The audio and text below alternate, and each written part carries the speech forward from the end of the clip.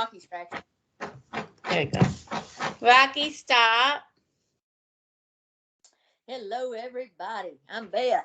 And I'm Melina, and I'm getting after my dog, Rocky. Rocky, stop. That's enough. Good boy.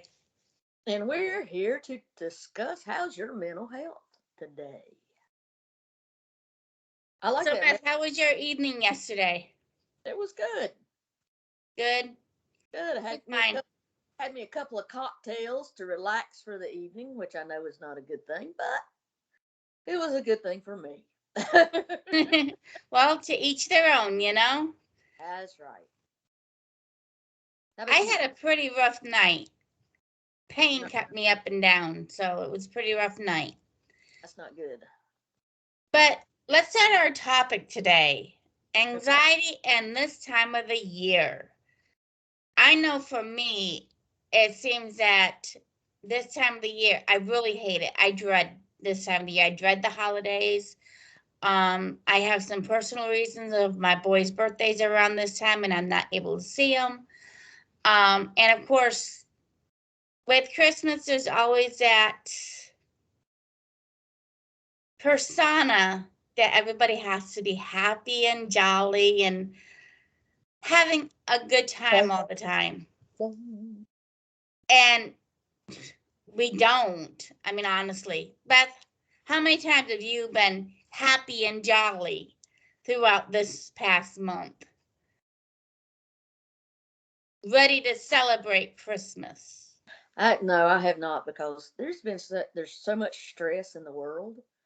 There's so much going on in the world, and of course that's a totally different topic. But um, it's just so much that's happening, and we keep anticipating. We're always anticipating something a little brighter, something a little better, and we got to realize that a lot of that is what we make it. Exactly. Now, for me, I'm going to talk about some ways that I relieve my anxiety. And please, anyone who is watching, feel free to comment on their own way.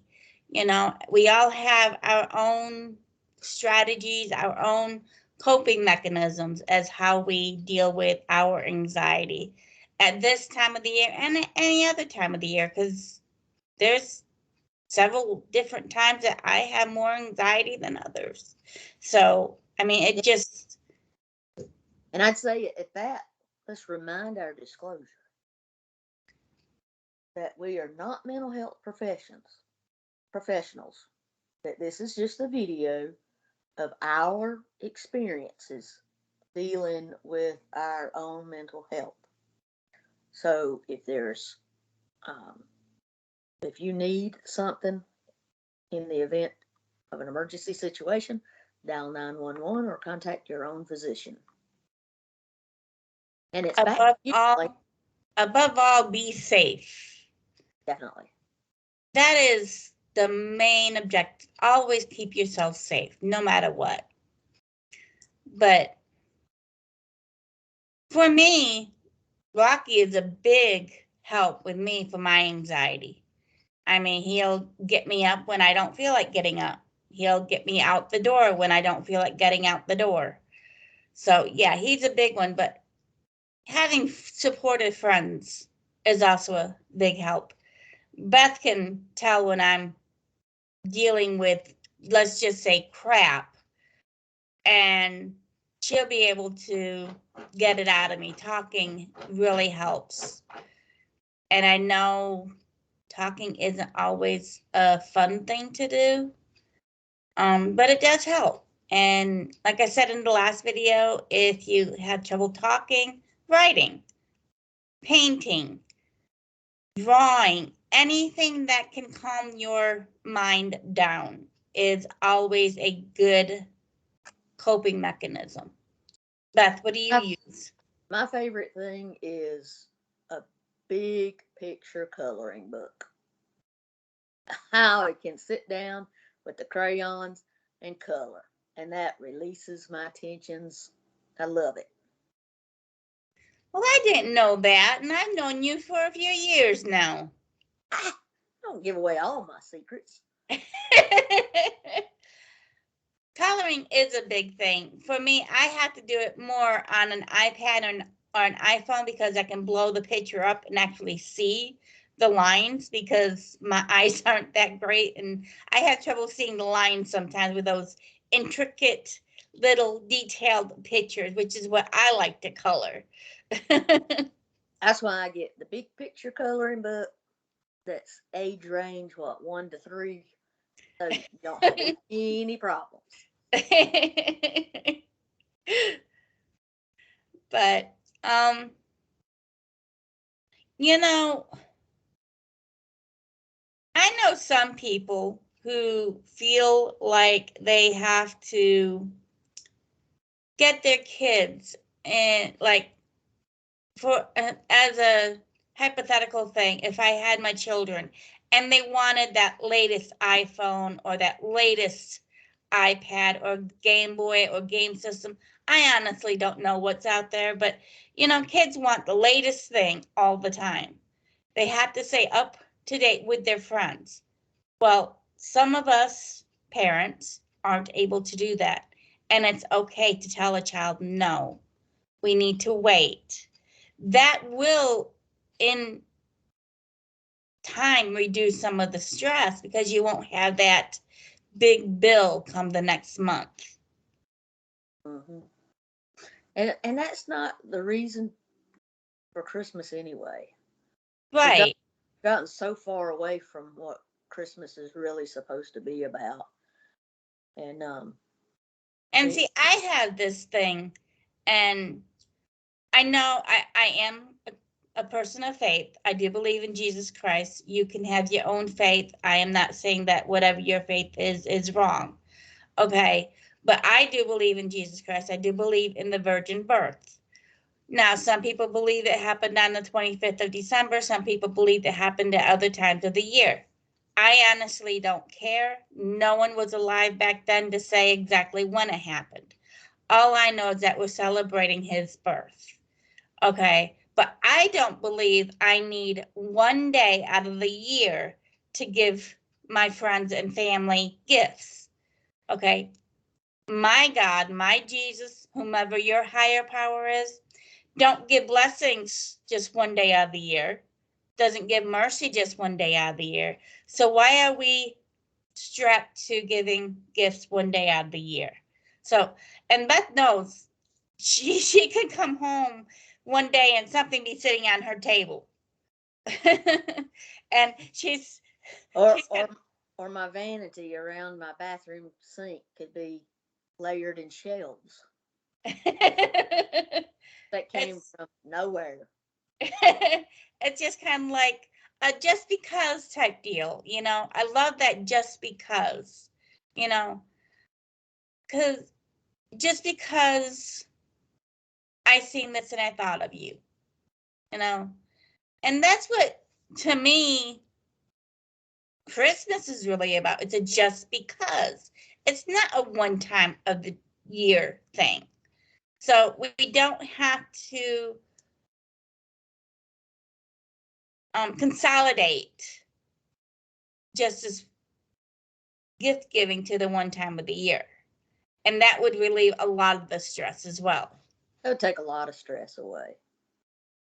Great deal of stress away.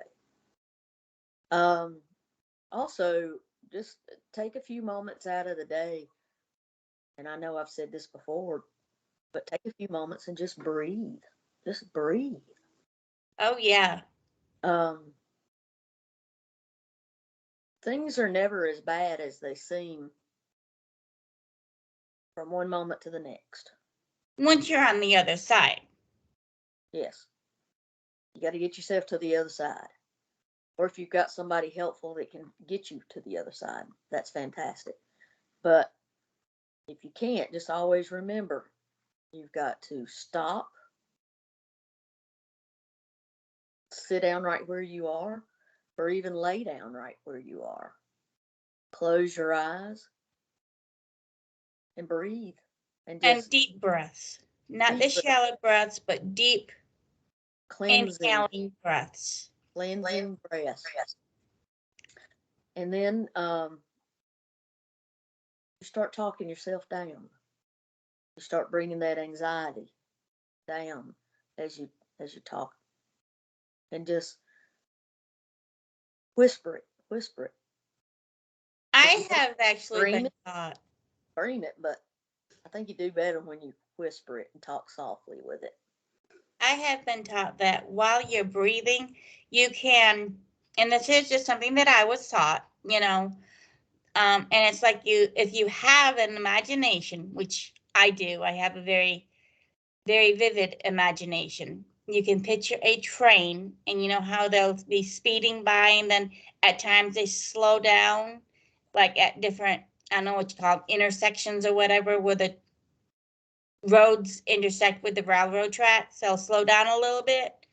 Well, you can visualize whatever your anxiety is, whatever you're dealing with, put it on the train as it's slowing down, and then just watch it speed away. And it's taken away. It's not literally gone, but it's gone for a little while. And sometimes that little while is all that you need. Yeah, to build your strength back up. So that sounds like some good words for dealing with your anxiety. Now, I have dealt with being alone on the holidays, and that's hard. Okay, and if you are in a position where you're able to do different things, you can go to assisted living facilities. Of course, call ahead to see what their protocols are. Visit somebody who never gets visitors. Okay, I know there are a lot of people in assisted living centers. Rocky. You all should see the look that he just gave me. There are assisted living centers.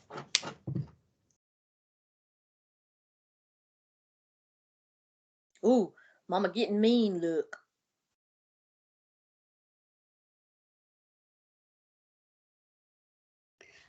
Sorry, had to take care of housekeeping. There are assisted living centers, and people don't always have visitors. I've been to a few, and there were people in there that never had a visitor the whole time I was there, which is sad because they feel like they're forgotten. So if you are able to do so, go visit somebody or go to a soup kitchen. I have also found out for myself that if I'm dealing with anxiety, and I deal with social anxiety, and if I have to go into a particular situation, just say a soup kitchen, I do better if I'm able to help out, and I feel like I'm giving back as well. So that's just different things that you can do if you happen to be alone for the holidays. Do you have any suggestions, Beth? I think that's an excellent idea right there. I don't know, some people listen to music, some people watch TV. Sometimes, a good comedy to lift your spirits. And then sometimes you want to crank back to those old favorite Rudolph the Red-Nosed Reindeer and all that good fun stuff that you from your childhood, whether it was good or bad. But Frosty is a good stress reliever too. But I hope you do have a higher power that you pray to, because it's vitally important. I do believe.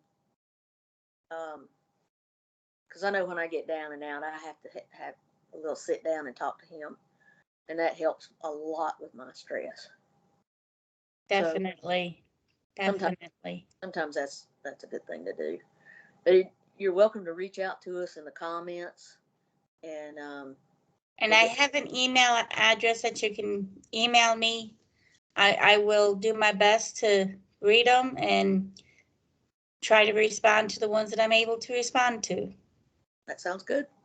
So I want to reiterate before we end that number one, please, please, above all, this holiday, this coming weekend, keep yourself safe. Whether you're with family, whether you're alone, just always keep yourself safe. There are means out there that can help you. There's mental health facilities that can help you. There is your